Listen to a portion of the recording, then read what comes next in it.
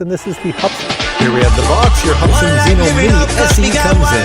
A very compact, very practical shoulder bag is included that can carry everything in this kit. Now the Zino Mini SE is the little brother of the Zino Mini Pro, so it does not have avoidance sensors on the front or the rear. It just has little plastic pieces for what goes something there. Also, you will need to supply your own micro SD card. Please note that on one side this is where it goes, but on the other side they put a little piece of yellow sticky to tell you don't try to put a micro SD card in here. Total weight of the drone is 249 grams. Now this is sort of like a DJI moving around. How is that? Okay, football game's way over there, so let's fly over there. Here my drone is way up there. I don't know if you can see it, it's just a dot. I'm going to put it in sport mode to show you. So the sport mode is this little white button here. So let me just find sport mode. I'll press it once. What does it say? Switch to sport mode. Alright, so here we go. Full speed sport mode. See how quickly I get over there? One shot, one truth, no fears, one flag.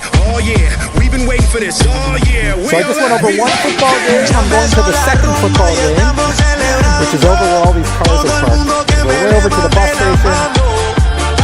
Still got signal. Map is still working. Everything's working. And we're almost there. And we're almost there. And I'm going to turn it right about now. I'm going to take it out of sport mode. And there we go. There we go. There is the field right there. All right, so now I'm going to take it out of sport mode. I'm going to put it in normal mode. So the transmission distance is no problem. It says, what's my distance? I'm at over half a kilometer. So I'm at 524 meters.